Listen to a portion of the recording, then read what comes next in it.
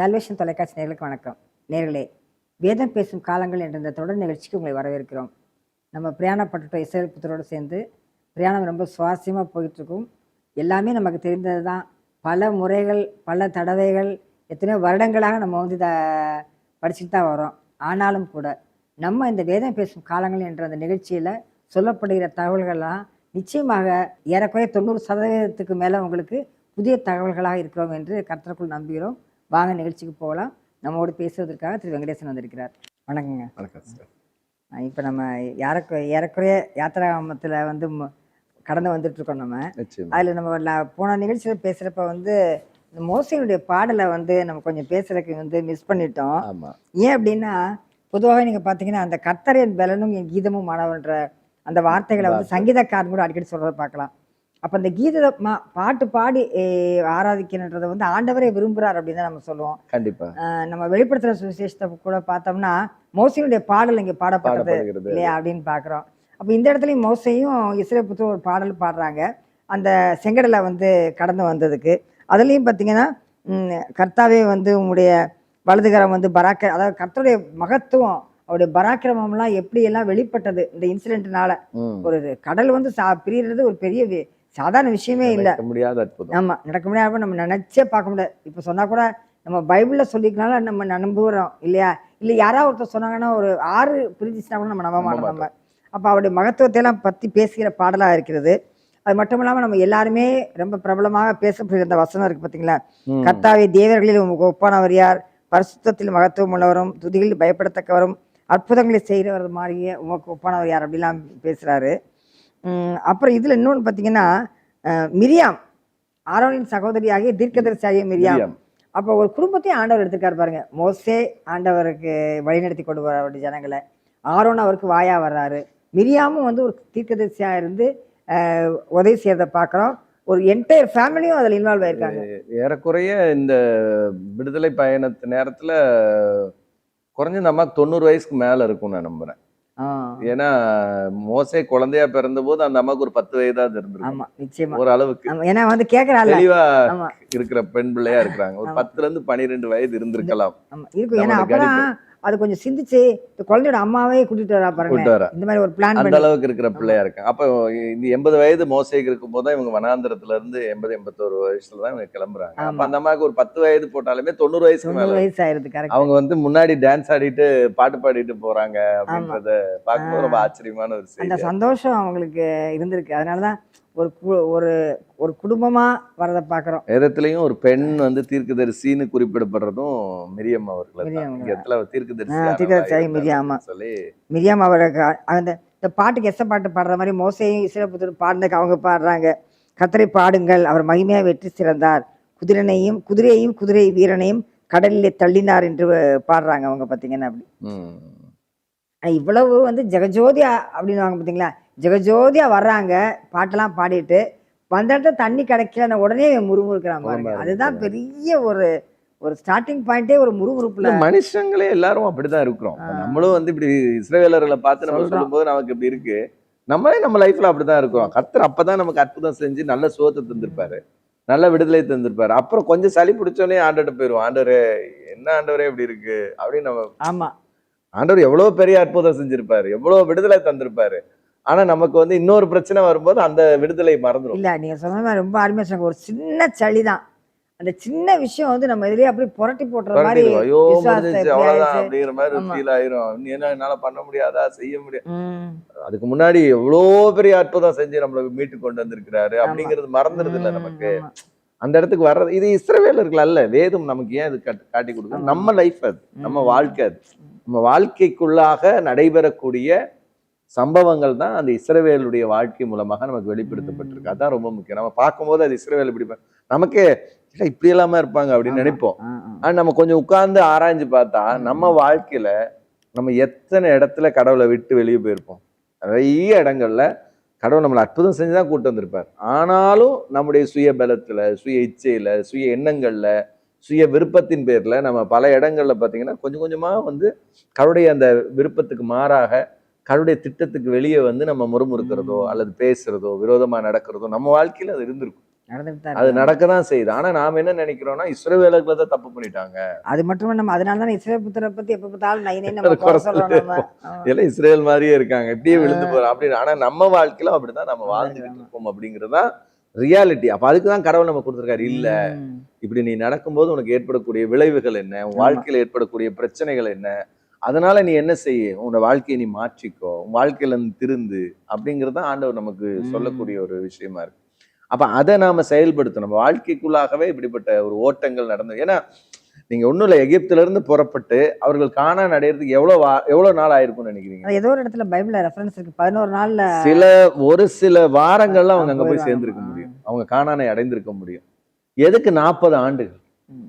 40 ஆண்டுகள் அவசியம் இல்லாத ஒண்ணு. ஒரு ஆண்டுகள்லயே அவங்க அங்கிருந்து புறப்பட்டு சீனாய்க்கு வந்து அங்க வந்து கூடாரம் போட்டாச்சு, அங்க ஆசரிப்பு கூடாரத்தை இறக்கியாச்சு, எல்லாம் பண்ணியாச்சு. அங்க ஒரு வருஷம் அங்க இருக்கிறாங்க.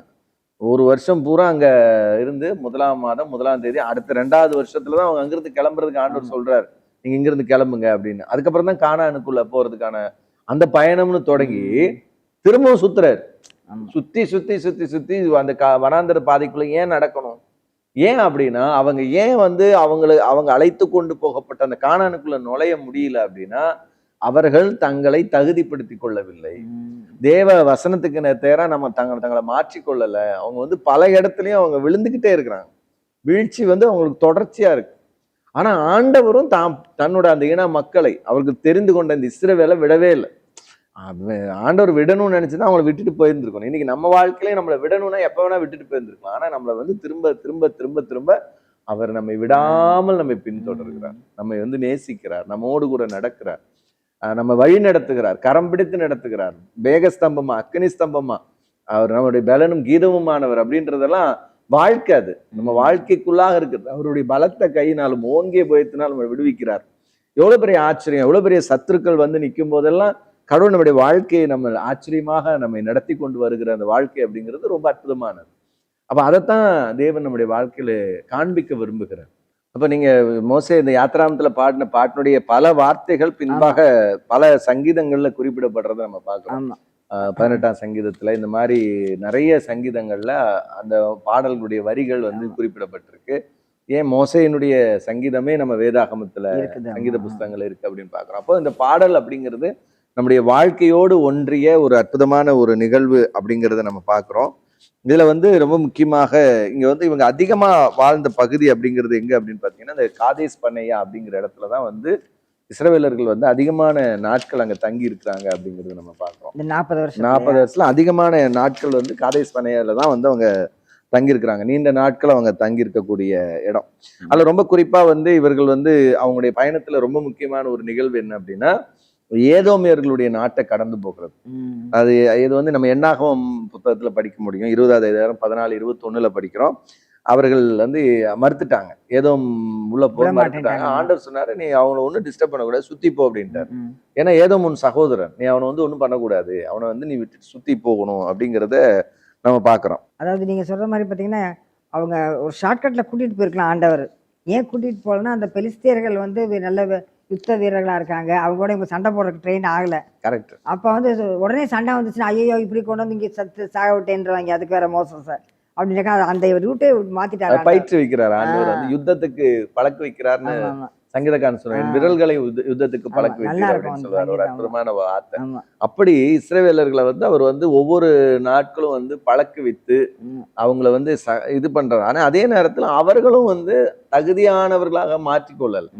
அதனாலதான் சொல்றேன், எகிப்துல இருந்து புறப்பட்டவர்கள் 2 பேரை தவிர பாக்கி எல்லாருமே வந்து வனாந்தரத்திலே மரித்து போனார். இந்த ஒரு சின்ன விஷயம், அந்த இப்ப நம்ம அந்த தண்ணிக்கு பார்த்த முறுமுறுத்தாங்கட்டு அடுத்த அதிகாரத்திலே பாருங்களேன், இறைச்சிக்காக வேண்டி ஒரு இன்னைக்கு. ஆனா இந்த இறைச்சி விஷயம் நீங்க சொன்னது மாதிரி இஸ்ரவேல் புத்திர வாழ்க்கை நம்ம வாழ்க்கை மாதிரி இன்னைக்கு வரைக்கும் வந்து வீட்டுல நீங்க பாருங்க, இந்த மட்டன் சிக்கன் எடுக்கிற நாள் தவறுச்சுன்னா அதுக்கெல்லாம் என்னென்ன பெரிய பெரிய சண்டைகள்லாம் வருது. அதை வச்சு பார்த்தீங்கன்னா அப்ப அதே அந்த இச்சை நமக்கு இன்னும் இருக்குது. மக்களுக்கு அத்தனை ஆயிரக்கணக்கான ஆண்டுகள் ஆகும். நம்ம இங்க எப்படி இருக்குன்னா வனாந்திரத்துல எப்படி இருந்திருக்கும், அவங்களுடைய எண்ணங்கள், அந்த எண்ணங்கள் எல்லாமே நம்மளுடைய எண்ணங்களோட இணைந்து போகுதான் இருக்கு. அப்போ அங்க புலம்ப ஆரம்பிச்சோன்னா ஆண்டவர் பாத்தீங்கன்னா ஒரு கீழ் காற்றை பண்றாரு, காடைகள் கூட்ட கூட்டமா வந்து விழுகிறத பாக்குறோம். இவ்வளவு Actually, ஆச்சரியமா. காடை வந்து ரொம்ப ஒரு நியூட்ரிஷியஸ் ஃப்ளஷ் போல. ஆமா ஆமா, அவ்வளவு அற்புதமான ஒரு பொருளை வந்து நம்ம சாப்பிடுறதுக்காக தேவன் வந்து ம். இயற்கையாகவே தருகிறார். தர்றாரு, ஆமா. அவர் வந்து அவங்க வந்து விழுகுது அந்த அளவுக்கு வந்து தேடி வந்து விழுகுது. அதான் ஆமா. அவ்வளவு ஒரு இது ஆக்சுவலா இந்த தேடி வந்து விழுகுது அப்படின்னு சொன்ன உடனே எனக்கு எனக்கு மனசுக்குள்ள வர்றது என்னன்னா, ம். இயேசு கிறிஸ்துவுடைய காலத்துல வந்து அவர் வந்து படகுல போகும்போது ஏதாவது மீன் பிடிச்சிங்களான்னா ஒண்ணுமே இல்லம்பாங்க. ஆமா. ஆண்டு சில வலை எந்த பக்கம் போடு அப்படிம்பாரு. வலதுபுறம் கரெக்ட், கரெக்ட். போடுங்க. ஆமா, ஆமா. போட்ட உடனே இந்த படகு அமிழத்தக்கதான மீன்கள். அப்போ அந்த இடத்துல தானா வந்து மீன் வலையில ஏறினது அப்படின்னு தான் நம்ம மாட்டிக்கிச்சு. நினைக்கிறோம். ஆமா. அப்ப கரெக்ட். ஆமா. தானா வந்து விழுந்ததுன்ற ஆமா, மாதிரி ஆமா. இங்க தானாவே வந்து வலையில ஏறினாதான் அந்த அவ்வளவு மீன்கள் வர முடியும். கிடைக்கும். ஆமா. அப்போ கடவுளுடைய கட்டளைக்காக காத்துக்கிட்டு இருக்கு. எப்படி காத்துட்டு இருக்கு பாருங்களேன். தங்களையே கொடுத்தாலும் கடவுள் சொல்லிட்டாருன்னா நம்ம கொடுப்போம் அப்படிங்கிறதுக்காக ஒரு காடையோ ஒரு மீனோ அவர்கள் வந்து எப்படி காத்திருக்கு அப்படிங்கிறது ரொம்ப ஒரு ஆச்சரியமான ஒரு செய்தி. சங்கீதக்காரன் சொல்றாரு, நீங்க வந்து கையை திறந்தா தான் அதுக்கு பழைக்குதுங்க. அப்ப உங்களுக்கு குரலுக்காக வேண்டி அந்த கூப்பிடுற காக்கை கொஞ்சம் சத்தத்தை அவர் கேட்கிறாரு. கேட்கிறீர் அப்படிங்கிறாரு ஆண்டவர். அதாவது தேவன் வந்து தன்னுடைய செயல்ல வந்து அவர் எவ்வளவு வல்லமை உள்ளவரோ அதே போல அவர் கரிசனையும் உள்ளவர். எப்படி அவர் வந்து ஒரு பெரிய ராஜாவோ அதே மாதிரி ஒரு தகப்பன். அதனால அது ரெண்டையும் அவர் சரியா செய்யக்கூடியவர். அவர் தன்னுடைய ஸ்தானத்துல நீதியுள்ள நியாயாதிபதியா நிப்பார். தான் பிள்ளை பரிசுத்தமா இருக்கணும்னு விரும்புவார். தான் பிள்ளை ரோல் மாடலா இருக்கணும்னு விரும்புவார். தன்னுடைய ஜனங்கள் மற்றவர்களுக்கு முன்பாக ரோல் மாடலா இருக்கணும்னு அவர் விரும்புவார். ஆனா அதே நேரத்துல தான் பிள்ளைகளை பாதுகாக்கிறதுலயும் அவர் வல்லமை உள்ளவரா இருப்பார். எப்படி பாதுகாக்கணுமோ சரியா அந்த இடத்துல அவர் வந்து தன்னுடைய வல்லமையை வெளிப்படுத்துவார் அப்படிங்கிறத பார்க்கிறோம். அதே போல நம்மளுடைய கூப்பிடுதலை அவர் கேட்கிறவர். இஸ்ரவேலை குறித்து படிக்கும்போது அவருடைய பெருமூச்சுகளை தேவன் கேட்டார். அவங்க வந்து கடவுளை விட்டு வேண்டலை. அவங்க விடுற பெருமூச்சு அந்த ஆளோட்டைகளுடைய அந்த இதுக்கு நடுவுல அவங்க விடுற பெருமூச்சை தேவன் கேட்டார் அப்படின்னு பைபிள்ல வசனம் சொல்லுது. அப்போ அந்த அளவுக்கு கடவுள் வந்து தாம் பிள்ளைகள் மேல கரிசனை உள்ளவரா இருக்கிறார். அதனாலதான் அப்போஸ்தலனாகிய பேதுரு சொல்றார், அவர் நம்மை விசாரிக்கிறவராக ஆனபடியினால் நம்முடைய இதெல்லாம் அவர் மேல வச்சிருங்க, உங்க குறைகளை அவர் மேல சொல்லிருங்க அப்படின்ற ஒரு வார்த்தையை பார்க்கிறோம். அப்ப அந்த மாதிரி தேவன் இந்த வனாந்தர வாழ்க்கையில ஒவ்வொரு நாளும் அவர்களோடு கூட நடந்தார். ஆனா ஒவ்வொரு நாளும் அவர்கள் தேவனை விட்டு விலகும் போதெல்லாம் அவர்கள் தண்டிக்கப்பட்டார்கள். அவர்கள் வந்து எதிரிகளுடைய இடத்துல வந்து வீழ்ந்து போனார்கள் அப்படிங்கிற பல செய்திகளை நம்மளால தொடர்ச்சியா பார்க்கணும். வனாந்திரம் மாதிரியே இருந்தது. சொல்ல போனா அங்க ஒரு கடவுள் இருக்கிறாருங்கிற அந்த ஒரு நன்மையை தவிர அவங்களுக்கு வேற ஒரு நன்மை இருக்கல அப்படிங்கிறத பார்க்கணும். ஏன்னா அந்த வனாந்தரத்துல கடவுளை எப்பெல்லாம் விட்டார்களோ அப்பெல்லாம் அவர்கள் வீழ்ந்து போனார். எப்பெல்லாம் அவர்களுக்கு வந்து தவறுகள் செய்தார்களோ அப்பெல்லாம் அவங்க அடிக்கப்பட்டார்கள் அப்படிங்கிற செய்தி தொடர்ச்சியா நம்ம பார்க்கணும். அந்த வனாந்தர சூழ்நிலை கூட அந்த ஒரு வசனம் நல்ல அருமையான வசனத்துல வரும். ஊழையிடுகிற காற்று, நைட்லாம் காற்று சீறி அடிச்சிருக்கும், அந்த சவுண்டு, எத்தனையோ விஷ ஜந்துக்கள், பாம்பு, பூரான், பூச்சி எவ்வளவோலாம் இருந்திருக்கும். ஆனா அவ்வளவுக்கும் மத்தியில அந்த ஆண்டோடைய பிரசன்னம் இருந்ததுனால அவங்க அதெல்லாம் மேற்கொண்டு அவங்க வர்றாங்க. நீங்க சொன்ன மாதிரி ஆண்டவர் இருக்கிறாருன்ற தொட்டு வேற ஒன்றும் அவங்களுக்கு பெரிய சொகுசா அப்படிலாம் அந்த ஒண்ணும் மாதிரி வாழ்க்கை கிடையாது. கிடையாது. அப்படிப்பட்ட ஒரு வாழ்க்கை தான். அதனாலதான் ஆண்டவர் இந்த பஸ்காவை கூட ஆண்டுதோறும் அவங்க அனுபவிச்சாங்க, அதை கொண்டாடினாங்க. இன்னும் குறிப்பா இந்த பஸ்கா அப்படிங்கிற வார்த்தைக்கு கூட கடந்து போகுதல் அப்படின்ற அர்த்தம். கடந்து போதல் அப்படிங்கிறது தான் அந்த பஸ்கா அப்படிங்கிற அர்த்தம். அதுல வந்து ரெண்டு விஷயம் வந்து நம்ம பாக்குறோம். புளிப்பில்லாத அப்பமும் கசப்பான கீரையும். புளிப்பில்லாத அப்பம் வந்து ஆயத்தத்துக்கு அடையாளமா இருக்குன்னு சொன்னோம். கசப்பான கீரை அடிமைத்தனத்துக்கு அடையாளமா இருக்கு. நான் ஒரு கசப்பான வாழ்க்கையில இருந்து விடுதலை அடைகிறேன் அப்படிங்கிறத குறிப்பிட்டிருக்கு. அப்ப ஆண்டவர் இந்த மாதிரி சிம்பிள்ஸை இடையில வைக்க சொல்றாரு.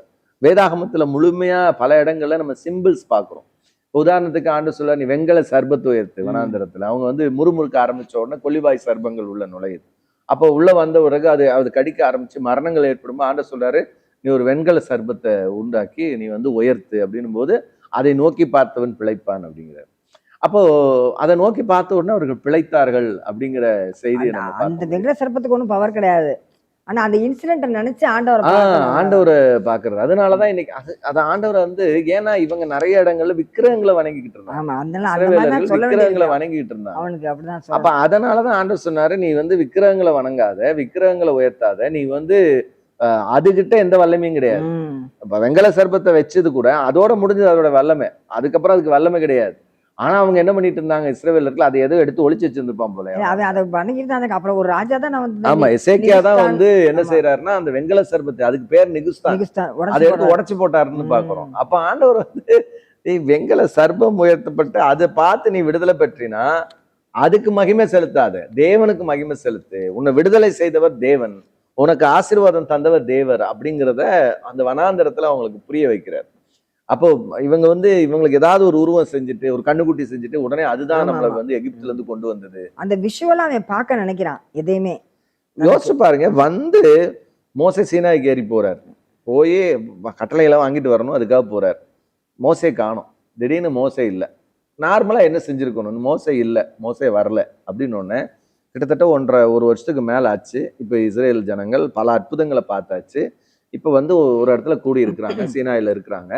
இப்ப சீனாய் மலைக்கு மேல மோசே போயிட்டார். இப்ப மோசே மேல போயிட்டு கிட்டத்தட்ட 40 நாள் அவர் காணும், வரல. இவன் என்ன செய்யணும்? நியாயப்பிரகாரம் இவன் என்ன செஞ்சிருக்கணும்? கடவுளை தேடி இருக்கணும். கடவுளே, எங்க மோசையை காணோம், நீதானே எங்களை கொண்டு வந்த, எங்க பிதாக்களுடைய தேவன் நீதானே, எங்களை வழி நடத்த வாங்க, மோசே இல்லைன்னா கூட பரவாயில்ல, நீங்க வாங்க அப்படின்னு கேட்டிருந்திருக்கணும். நியாயமான ஒரு மக்களா இருந்திருந்தா அப்படி செஞ்சிருந்திருக்கணும். பாருங்க அவங்க என்ன செய்யறாங்க, உடனே ஆரோன்ட்ட போயிட்டு மோசையை காணோம், மோசே வரல, மோசே இல்லை, இனிமே எங்களை யார் நடத்துவான், அதனால எங்களுக்கு ஒரு தெய்வங்களை செஞ்சு கொடு அப்படின்னு கேட்கிறாங்க. அப்ப எவ்வளவு ஒரு மன முரண்டு அவங்களுக்குள்ள அப்படிங்கறத நம்ம கவனிக்க வேண்டியது. அது எல்லாமே ஆண்டவர் காண நம்ம விசுவாசமே நம்பப்படுகிற காணப்படாதவர்கள் நிச்சயம் அப்படின்னு இருக்கு. நான் ரொம்ப வருஷத்துக்கு முன்னாடி நடந்த ஒரு விஷயம். எங்கள் வீட்டில் ஒரு அதாவது சின்ன பிள்ளை இல்லை, ஒரு 17-18 வயசு பொண்ணு வேலை பார்க்க வந்திருந்தது ரொம்ப வருஷத்துக்கு முன்னாடி. அப்போ அது எப்போ பார்த்தாலும் நான் அம்மா சர்ச்சுக்கு போகிறப்ப என்னையை கூட்டு போங்க அப்படின்னு, என்னை உனக்கு பிடிக்குமோ பிடிக்காத எனக்கு தெரியாதடி அப்படின்னு. இல்லை நான் வந்து பார்க்குறேம்மா அப்படின்னுச்சு. வந்துச்சு அந்த பிள்ளை. வந்துட்டு எனக்கு அப்போயே தெரிஞ்சுக்கிச்சு அவளோட பிஹேவியர் அவளுக்கு பிடிக்கல அப்படின்னுட்டு. அடுத்த நாள் கேட்டால், ஆமாம்மா ஒன்றுமே இல்லையே, நான் எதை போய் நீங்கள் என்னத்தை கும்பிட்றாங்க அங்கே போய் நீங்கள், நான் என்ன கும்பிட முடியும், இங்கே தான் நான் வரலாமா அப்படின்ட்டா. உடனே ரொம்ப சிம்பிளாக சொல்லிட்டாவ. பார்த்தீங்கன்னா ஒரு அழகான ஒரு வார்த்தை இப்படி ஒரு தேவ மனிதன் சொன்னார். அதாவது நீங்க இஸ்ரவேலர்கள் நீங்க மோசையை பார்த்து வந்திருந்தீங்கன்னா வனாந்தரத்துல ஒரு நாள் விழுந்து போவீங்க அப்படின்னு சொன்னார். ஏன்னா மோசே இருக்க மாட்டார் உங்க வாழ்க்கையில. மோசே திடீர்னு காணாம போவார், திடீர்னு இல்லாம போவார். அப்ப நீங்க மோசைக்காக வந்திருந்தீங்க, இல்ல மோசையை பின்பற்றி வந்திருந்தீங்க, இல்ல மோசையை நோக்கி வந்திருந்தீங்கன்னா நிச்சயமா நீங்க என்ன செஞ்சிருக்க முடியாது, நீங்க என்ன செய்ய முடியாது, கண்ணுக்குட்டியை தேடி போயிருவீங்க. அப்ப நம்ம மோசே அப்படின்னா யாரு அப்படின்னா, நம்ம வாழ்க்கையில மோசேங்கிறது ஒரு வேளை ஒரு சுகமா இருக்கலாம், ஒரு விடுதலையா இருக்கலாம், ஒரு நன்மையா இருக்கலாம், ஒரு ஆசீர்வாதமா இருக்கலாம், ஒரு மனிதனா இருக்கலாம். இந்த மோசே யாரா வேணா இருக்கலாம். இல்ல நீங்க சொல்ற மாதிரி ஒரு பாஸ்டா கூட இருக்கலாம், அதான் ஒரு மனிதனா கூட இருக்கலாம். அப்ப ஒரு மனிதனா கூட உங்களை மோசையா இருந்து நடத்திட்டு வந்திருக்கலாம். ஆனா நீங்கள் பின்பற்ற வேண்டியவர் மோசே அல்ல. ஒருவேளை சுகம் கிடைச்சிருச்சு, ஒரு பெரிய விடுதலை கிடைச்சிருச்சு, வந்துட்டோம், ஆண்டருக்குள்ள வந்துட்டோம். ஐயோ சுகம் கிடைச்சனால வந்தோம், சுகம் கிடைச்ச இன்னொரு வியாதி வந்துச்சுன்னா, அப்ப வியாதி வந்தா உடனே ஆண்டரை விட்டுருவோமா? ஏற்கனவே சுகம் பெற்று ஆண்டருக்குள்ள வந்தோம், இந்த சுகம் போயிருச்சு, வியாதி வந்துருச்சு, ஆண்டவரை விட்டுற முடியுமா? அப்ப நீங்க மோசையை பின்பற்றினா ஒருபோதும் நீங்க என்ன செய்ய முடியாது. ஒரு காலத்துல நீங்க கன்றுக்குட்டியை பின்பற்றி விடுவீர்கள் அப்படின்னு சொன்னார். அது ஒரு உண்மையாலுமே ஒரு சரியான வார்த்தையா தான் நான் பாக்குறேன். ஏன்னா நம்முடைய வழி நம்முடைய பின்தொடர்றது அப்படிங்கிறது மோசை அல்ல, மோசையோடு கொடுக்கிற தேவன், மோசையை வழிநடத்தின தேவன், மோசையை அழைத்த தேவன், அவரை தான் நம்ம ஃபாலோ பண்ணோம். ஒரு ஊழியக்காரரையோ அல்லது ஒரு தனி மனிதர்களையோ நம்ம ஃபாலோ பண்ண ஆரம்பிக்கும் போது நம்ம என்ன செய்வோம் அப்படின்னா, ஒரு குறிப்பிட்ட காலத்தை அந்த ஊழியக்காரர் விழுந்துட்டாரு, இல்ல ஊழியக்காரர் தவறு செய்துட்டாரு, ஊழியக்காரர்கிட்ட இருக்கிற தவறான குணம் வெளிப்பட்டுருச்சு, ஊழியக்காரர் மேல நமக்கு ஒரு கோபம் வந்துருச்சு இப்படின்னா உடனே தேவனுடைய அந்த விசுவாசத்தை விட்டுருவோம், தேவனை விட்டு விலகிடுவோம். இங்கதான் ஆண்டவர் சொல்றாரு, இல்ல மோசே விலகி போலாம். ஒருவேளை ஆரோன் அழைக்கப்பட்டவன், தெரிந்தெடுக்கப்பட்டவன், பிரிக்கெடுக்கப்பட்ட ஆசாரியன், அவனே உனக்கு கண்ணுக்குட்டி செஞ்சு கொடுத்துடலாம். கண்ணுக்குட்டியை ஆராதிக்கிறதுக்கு செஞ்சு கொடுத்தது யாரு? ஆரோன் தானே, அழைக்கப்பட்டவன் தானே, தேவனுடைய வாயிலிருந்து வருகிற வார்த்தையை பேசினவன் தானே. அப்படிப்பட்ட மனிதன் தான் கன்றுக்குட்டியை ஆராதிக்க நம்ம கொண்டு போய் நிறுத்தினவன் அப்படிங்கறத நீங்க புரிஞ்சுக்கணும். அதனால இன்னைக்கு ஊழியக்காரங்க எல்லாமே சரியாவே நம்மளை கைட் பண்ணிடுவாங்க அப்படின்னு நம்ம நினைச்சிடக்கூடாது. அவங்க செய்யறதெல்லாம் சரின்னு நம்ம ஃபாலோ பண்ணிடவும் கூடாது. நம்ம ஃபாலோ பண்ண வேண்டியது தேவனை மட்டும்தான் அப்படின்னு நம்ம புரிந்து கொள்ளணும். வேத புத்தகத்துல எழுதி கொடுத்திருக்காரு, நமக்கான ரூல்ஸ் அண்ட் ரெகுலேஷன்ஸ் எல்லாமே, வழிமுறைகள் எல்லாமே வேதம் நமக்கு தந்திருக்குது. அப்ப தேவனை ஃபாலோ பண்றதை விட்டுட்டு எந்த ஒரு காரியத்தை நம்ம ஃபாலோ பண்ணாலும் அது நம்மளை தவறான இடத்துக்கு கொண்டு போய் நிறுத்திடும். இந்த ஊழியக்காரர் தான் எனக்கு உயிர், இந்த ஊழியக்காரர் தான் எனக்கு கடவுளுக்கு காமிச்சு கொடுத்தாரு அப்படின்னு நம்ம நினைச்சிட முடியாது. எந்த ஊழியர்களும் மனிதர்கள் தான், அவங்க ஒரு ஹியூமன் பீயிங் தான். பொதுவாகவே என்னன்னா, இயற்கைக்கு அப்பாற்பட்ட முறையில இருக்கிற மாதிரி காமிச்சுக்குவாங்க ஊழியக்காரங்கன்னா. அப்படியே பயங்கரமான வல்லமையோட அவங்க எப்பவுமே 100% பரிசுத்தத்தோடயே இருக்கிற மாதிரி தங்களை காமிச்சுக்குவாங்க. ஆனா அதெல்லாம் ரியாலிட்டியில உண்மையா அப்படின்னு பார்த்தா கிடையாது. அதுதான் உண்மை. எல்லா மனிதர்களுக்கும் குறைகள் உண்டு, அவர்களும் மனிதர். எலியாவை பற்றி சொல்லும்போது நம்மை போல பாடுள்ள மனிதனாகிய எலியான்ற கருத்தாய் ஜெபித்தான். அப்ப அவ்வளோ பெரிய எலியாவை போல ஒரு பெரிய ஊழியக்காரரை நம்ம பார்க்க முடியல. அவ்வளோ பெரிய எலியா, ஆண்டவரே என்னை எடுத்துக்கங்கப்பா, எனக்கு போதும் அப்படின்னு புலம்பக்கூடிய ஒரு மனிதனா இருந்தார். அவருக்கும் ஒரு இயலாமை இருந்தது, இயலாமை சூழ்நிலைகள் வந்தது. இயேசு இந்த பூமிக்கு வந்து மனிதகுமாரர், தேவ வார்த்தையாகியவர் இந்த பூமிக்கு மனிதனாக வந்தார். அப்படிப்பட்டவர், தேவ வல்லமை அவருக்குள்ளாக செயல்பட்டு கொண்டிருந்த அவரே ஒரு இடத்துக்கு வரும்போது அவர் கெத்செமனேயுடைய பாடுகளுக்குள்ளாக போக வேண்டிய இடம் வந்துச்சு அப்படின்னு. அப்ப மனுஷனாக இருந்தால் எல்லா மனிதர்களுக்குள்ளும் பாடுகள் இருக்கிறது. அப்போஸ்தலன் பவுல் சொல்றார், நான் நிர்பந்தமான மனிதன் அப்படிங்கிறார். அப்போ இதெல்லாம் நமக்கு என்ன கற்றுக் கொடுக்குறது அப்படின்னா, மனிதர்கள் அல்ல, மோசே அல்ல நம்ம பின்பற்ற வேண்டியது. நமக்கு ஒருபோதும் என்ன செஞ்சிடக்கூடாது, அதுக்கு மாற்று கன்றுக்குட்டிகள் வந்துடக்கூடாது அப்படிங்கிறது ரொம்ப முக்கியம். அன்னைக்கு பாத்தீங்கன்னா ஜனங்க உதாரத்துவமாய் தங்கள் வெள்ளி நகைகளையும் எல்லாத்தையும் கொண்டு வந்து உதாரமா கொடுத்தானா. ஆமா, அது மட்டும் இல்லாம கர்த்தருக்கு பண்டிகை கொண்டாடுவோம்னு சொல்லிட்டு ஆரோனே சொல்ல போர்டு வேற வச்சுட்டாங்க. போர்டு வேற வச்சுட்டாங்க, அடுத்த நாள் கர்த்தருக்கு பண்டிகை அப்படின்னு சொல்லிட்டு. அப்ப இன்னைக்கு நிறைய இடத்துல கர்த்தருக்கு பண்டிகை, உள்ள கன்றுக்குட்டிக்கு ஆராதனை. எவ்வளவு ஒரு ஒரு அநாகரிகமான செயல் அப்படின்னு நம்ம யோசிக்கணும். வெளியே போர்டு இருக்கு, கர்த்தருக்கு பண்டிகை கொண்டாடுறோம் அப்படின்னு, இல்ல கர்த்தருக்கான காரியம்னு. உள்ளுக்குள்ள அது இருக்கா? உள்ள கர்த்தரை ஆராதிக்கிறோமா அப்படின்னு பார்த்தா நிறைய இடங்கள்ல கன்றுக்குட்டிகள் தான் இருந்து கொண்டிருக்கிறது, அலங்கோலமான வாழ்க்கை தான் இருந்து கொண்டிருக்கிறது. அங்கே வஸ்திரம் முறிந்த ஒரு வாழ்க்கையாகத்தான் நம்முடைய வாழ்க்கை இருந்தது அப்படிங்கிற நம்ம பார்க்கிறோம். இன்னைக்கு நம்முடைய வாழ்க்கையிலும் பல நேரங்கள்லயும் இந்த கன்றுக்குட்டிகள் எழும்பி வரலாம். பல நேரங்கள்ல இந்த ஆரோன்கள் நம்மை வழிநடத்தலாம். வேண்டாம், இன்னைக்கு தேவன் நம்மை வழிநடத்தணும். மோசே இல்ல, நம்மை வழிநடத்தினது தேவன். அவர் நம்ம பிதாக்களுடைய தேவன், அவர் ஆபிரகாமின் தேவன், அவர் ஈசாக்கின் தேவன், யாக்கோபின் தேவன் அப்படின்னு சொன்ன, இருக்கிறவராகவே இருக்கிறேன் என்று சொன்ன ஒரு அற்புதமான தேவன் அப்படிங்கிறத நம்ம ஒருபோதும் மறந்து போயிடக்கூடாது அப்படிங்கிறது ரொம்ப முக்கியமான ஒரு செய்தியா இருக்கு. நேயர்களே, பொதுவாகவே வேதம் பேசும் காலங்கள் நிகழ்ச்சியாக இருக்கட்டும், மற்ற எந்த நிகழ்ச்சியாக இருக்கட்டும், நாங்கள் திருப்பி அடிக்கடி ஒன்று உங்களுக்கு ஞாபகப்படுத்திட்டே இருப்போம் நம்ம நேயர்களுக்கு. என்னவென்றால், நாம் உண்மையான தெய்வத்தை வணங்குவதை விட்டு ஒரு பாஸ்டரையோ ஊழியக்காரரையோ யாரையாவது பின்பற்றி வழி விலகி போய்விடக்கூடாது. முரணான ஒரு சத்தியத்தை, வேதத்தில் கூறப்படாத ஒரு சத்தியத்தை நம்ம என்ன பண்ணிடக்கூடாது, ஃபாலோ பண்ணுறதுக்காக வேண்டி போயிடக்கூடாது என்று அடிக்கடி நம்ம சொல்லுவோம். எப்படியாக இந்த நம்ம யாத்ராகம வரலாறானது 1000 ஆண்டுகளுக்கு முன்பாக நடந்தாலும் கூட அந்த இன்னும் கூட அந்த கன்றுக்குட்டிகள் முளைத்து நமக்கு எழும்பி கொண்டு தான் இருக்கின்றன நமக்கு, இல்லையா? அப்படிப்பட்ட வகையில் நம்ம மிகவும் கவனமாக இருக்க வேண்டும். மோசே சொன்னார், இல்லை அந்த கன்றுக்குட்டி சொன்னுச்சு, இல்லை கன்றுக்குட்டியை செஞ்சவங்க சொன்னாங்க, ஆரோன் சொன்னாங்க, அப்படியெல்லாம் அல்ல.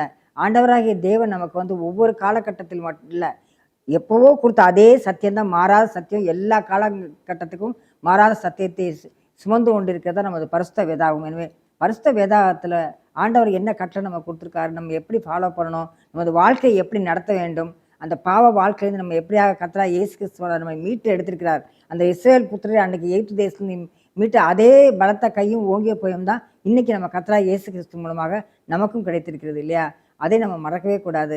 வரலாறு ஒரு பக்கம் இருந்தாலும் வரலாற்றோடு இணைந்து நமது வாழ்க்கையை நாம் எப்படி நடத்த வேண்டும் என்பதையும் தான் இந்த வேதம் பேசும் காலங்கள் என்ற அந்த நிகழ்ச்சி நமக்கு கற்றுத்தருகிறது. மீண்டும் சந்திக்கும் வரை நன்றி, வணக்கம்.